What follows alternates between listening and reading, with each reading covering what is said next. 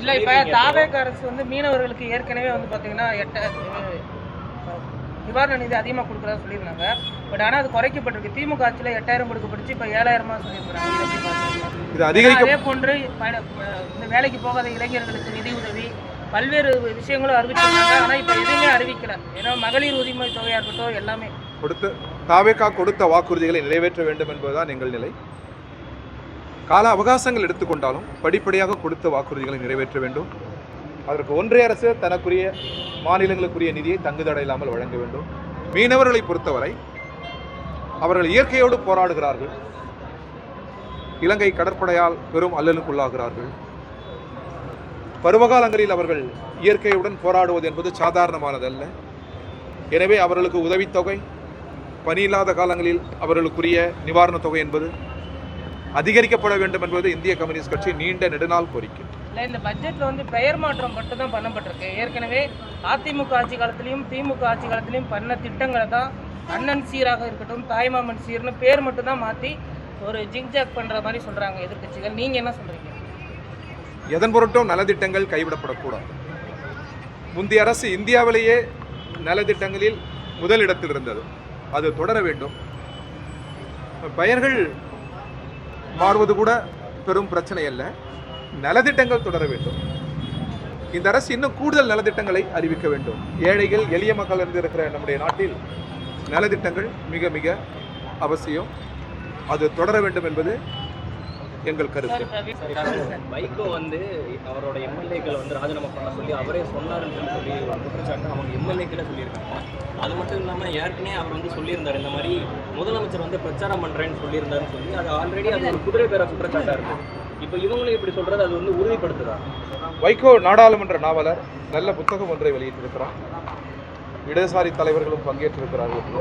பல ஜனநாயக சக்திகள் அதில் பங்கேற்றிருக்கிறார்கள். அவருக்கு வாழ்த்துக்கள். நிச்சயமாக அவர் புதுடில்லியிலிருந்து நாளை இன்று அல்லது நாளை சென்னை வரக்கூடும். உங்கள் கேள்விகளுக்கெல்லாம் அவர் நல்ல பதிலளிப்பார் என்று நம்புகிறோம். அடுத்து அதே போன்று பள்ளிக்கல்வித்துறைக்கான நிதி குறைக்கப்பட்டிருக்கு. தொடர்ந்து பள்ளிக்கல்விக்கான நிதி நீங்கள் போதைப் பொருட்களுக்கான எதிரானதாக இருக்கட்டும், அது எல்லாத்தையும் வரவேற்றிருந்தீங்க. போதைப் பொருட்கள் எல்லாம் பள்ளிக்கல்வித்துறைக்கான நிதி குறைக்கப்பட்டுள்ளது எப்படி பார்க்குறீங்க? குறைக்கக்கூடாது. கல்விக்கு தான் அதிக நிதி ஒதுக்க வேண்டும். ஒரு புதிய இந்தியா கட்டமைக்க வேண்டும் என்றால் அது கல்வியில் தான். ஒரு மறுமலர்ச்சி அல்லது ஒரு புதிய யுகம் யாவற்றுக்கும் அடித்தளம் கல்விதான். சமூக அறிவியல் கொண்டுதான் நிலவுகிற இந்த சமூக அமைப்பை மாற்ற முடியும். நமது விடுதலை போர் முன்னோர்களின் கனவுகள் ஈடேறும்.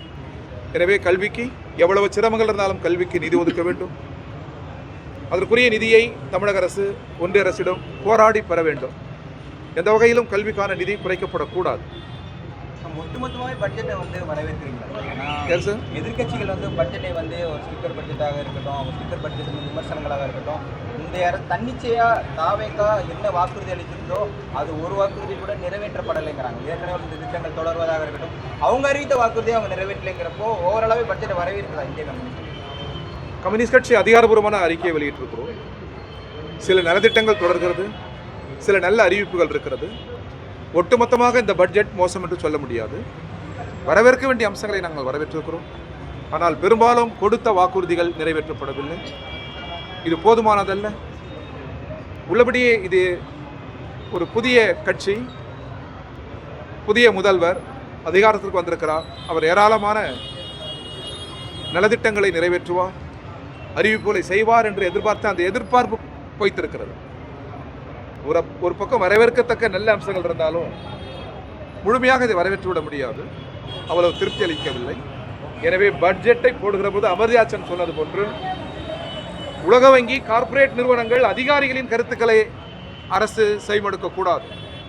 மாறாக உழைக்கிற விவசாயிகள், ஏழைகள், ஒடுக்கப்பட்ட மக்கள், எளிய மக்கள் இவர்களின் குழிவிழுந்த கன்னங்களையும் ஒட்டிய வயிறையும் கணக்கில் கொள்ள வேண்டும். கையிருப்பு தங்கத்தையோ உயர்ந்த மாளிகையோ வங்கி கணக்குகளையோ வைத்து மதிப்பீடுகள் கூடாது. மாறாக உழைப்பவர் அருகில் நின்று பட்ஜெட் போட வேண்டும். அந்த காலம் வர வேண்டும். தனியார் பங்களிப்பு அதிகமாக இருக்கு, பிரைவேட் பப்ளிக் பார்ட்னர்ஷிப் அதிகமாக இருக்கு. அதை நாங்கள் எதிர்க்கிறோம். தனியாருக்கு என்று ஏதும் இல்லை இந்தியாவில்.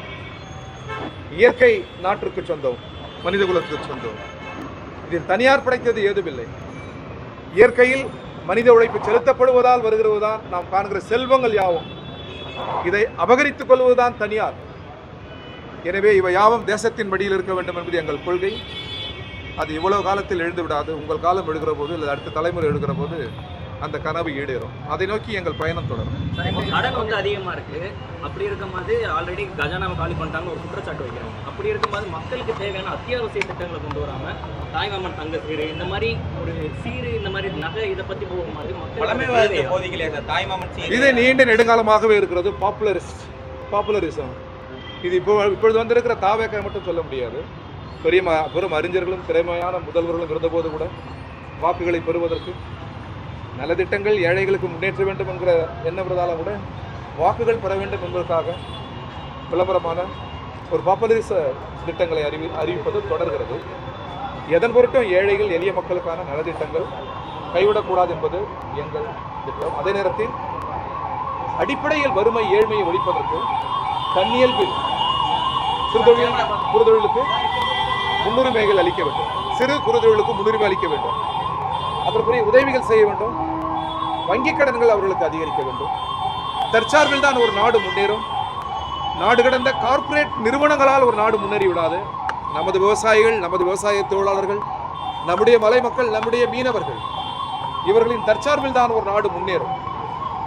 அதற்கு அரசு கூடுதலாக சிந்திக்க வேண்டும். மாற்றம்னு சொல்லி தான் வந்தாங்க. ஆனா இது பழைய மந்தையில் புதிய கல்லுங்கிற மாதிரி தான் இருக்கு. இல்லை நிலவுகிற முதலாளித்துவத்திற்கு மாற்று என்பது இடது. முன்னர் முதல்வர் இருந்தார், இப்போது புது முதல்வர் வந்திருக்கிறார். முன்னர் திமுக, இப்போது தாவேகா.